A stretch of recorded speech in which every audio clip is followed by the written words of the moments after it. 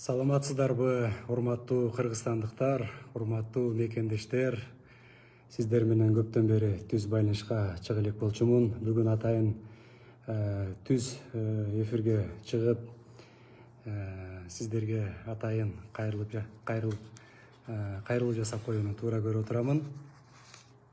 Урматтуу мекендештер, эң оболу мен элибизге, жалпы калкыбызга, урматтуу президентибиз Садыр Нуркожоевич Жапаровго, парламентибизге, жалпы депутаттарыбызга ыраазычылык билдирип коеюн деп чечтим. Анткени бүгүн мына өзүңүздөр күбө болуп, бир топ чечимди урматтуу президентибиз кабыл алды.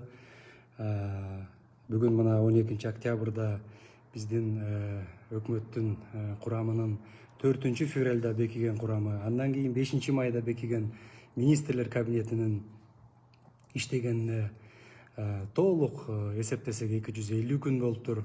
Бул күндөрдө ар кандай күндөр болду.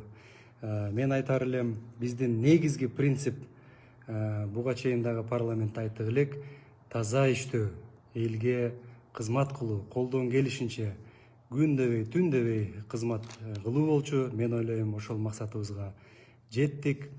Биздин ушу негизги принцип таза деп айттым, принцип менен иштөө. Ушул таза иштөөнү биз мурас катары калтырдык деп мен терең ишенем. Албетте, урматтуу кыргызстандыктар, биздин ишибиздин кандай болгонуна бааны албетте биздин элибиз берет.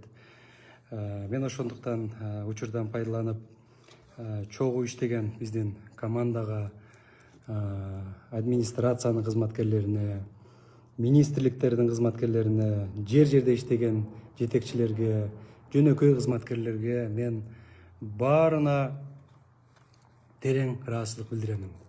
Биздин жумуштун кандай болсо дагы ушул алдыга жылышына ар бир кызматкердин салымы зор болду деп мен айтар элем. Дорогие граждане, друзья, хочу выразить слова благодарности в первую очередь народу Кыргызстана, уважаемому нашему президенту Садыр Нуркожоевичу Жапарову, парламенту за оказанное мне доверие. Мы работали в непростые времена. Главным принципом моей работы была и будет честность и открытость, конечно. Поэтому еще раз спасибо каждому из вас.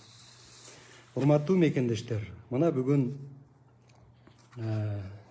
жаңы министрлер кабинетинин төрагасынын милдетин аткаруучу болуп Акылбек Үсөнбекович Жапаров дайындалды. Акылбек Үсөнбековичтин ишине мен ийгилик каалаймын.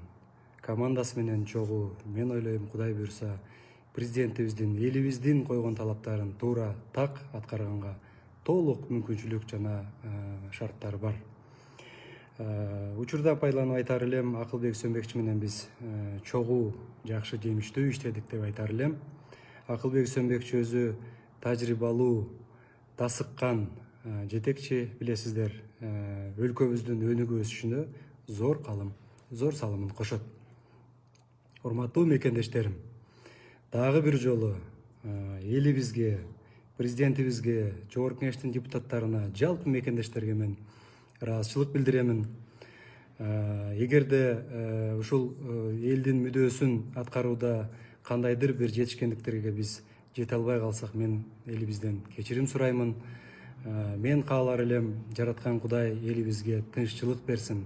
Эң негизгиси тынччылык болсун, аманчылык болсун, согуш болбосун. Мен ойлоймун, баары жакшы болот. Баарыңыздарга дагы бир жолу чоң рахмат. Көрүшкөнчө сак саламатта туруңуздар.